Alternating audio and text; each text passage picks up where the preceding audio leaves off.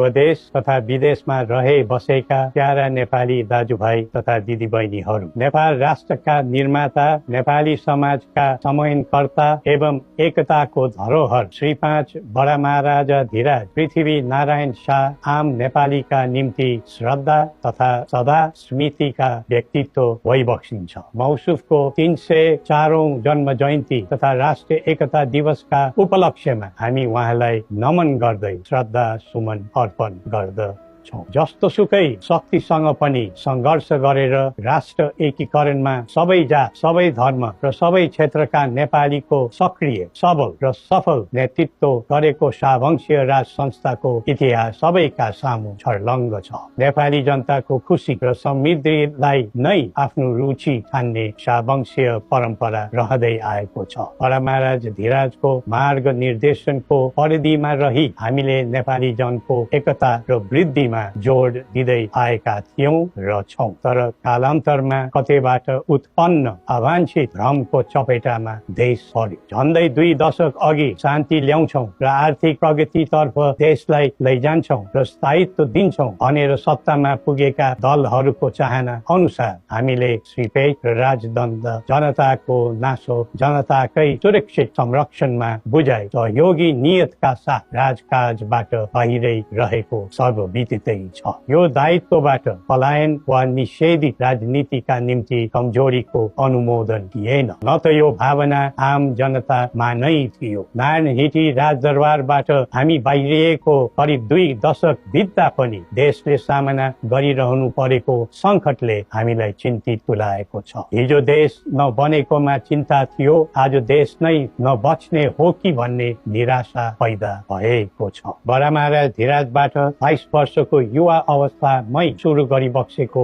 एकीकरणको सफलता पछि आधुनिक नेपाललाई 4 वर्ण 36 जातको साझा फुलबारीको रूपमा चित्रण गरिबक्सेको थियो। यो मुलुक राजाको मात्र होइन, जनता र राजाको समान स्वामित्वको देश हो भन्ने सन्देश पनि दिइबक्सेको थियो। भाषण अनि जादु वा चमत्कारले यो देश बनेको होइन र बन्दैन पनि। सबै जात, धर्म र क्षेत्रका नेपालीको साझा प्रतिनिधिका रूपमा काम गरेको राज संस्था जनताले सुम्पेको जिम्मेवारीबाट विमुख हुनै सक्दैन। सबै नेपालीले यो कर्तव्यबोध गरी पृथ्वी पथमा लाग्नु पर्दछ भन्ने हाम्रो धारणा र आह्वान पनि छ। नेपाली विश्वमा जहाँ रहे पनि नेपाली मूलको भन्ने नै हुन्छ। त्यसैले राष्ट्रको प्रतिष्ठासँग नेपालीको प्रतिष्ठा पनि सँगै जोडिएको हुन्छ। मुलुक स्थायी वा अस्थायी रूपले छोड्दैमा देशसँगको सम्बन्ध तोडिन सक्दैन। देशबाट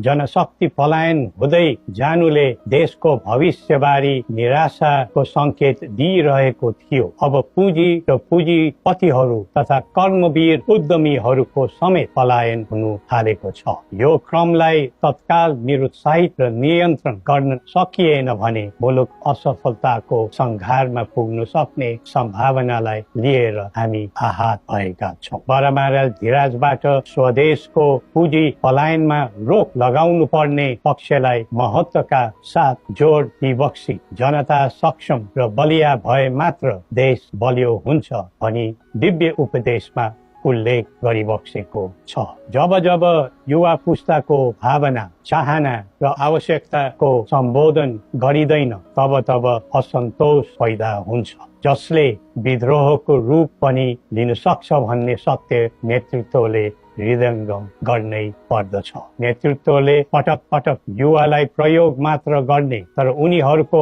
आवश्यकता बुझेर काम नगर्ने प्रवृत्तिले युवामा असन्तोष जन्मेर देशमा जनधनको हानि भयो। जसरी भविष्यका कर्णधारहरूको ज्यान गयो त्यसले सबैलाई स्तब्ध बनाएको छ। युवाहरूमा भ्रष्टाचार प्रति असहिष्णुता र आइटी प्रतिस्पर्धामा अग्रताको जोश देखिनु उज्जवल भविष्यको संकेत हुन्। तर उन्नतिको गन्तव्यमा राजनीति चुक्यो भने अल्छीको सपना मात्र बन्न जान्छ। स्वचालित व्यक्तिले राष्ट्रको हित खोज्दै जान्छ, परिचालित व्यक्तिले अर्काको मित खोज्दै हिँड्छ। राष्ट्रिय सहमति बिना निकास खोज्नु समय खेर फाल्नु मात्र हो। समुन्नतिको यात्रामा सबै मिलेर अघि बढौँ। नेपालको संवेदनशील अवस्था र बदलिँदो भू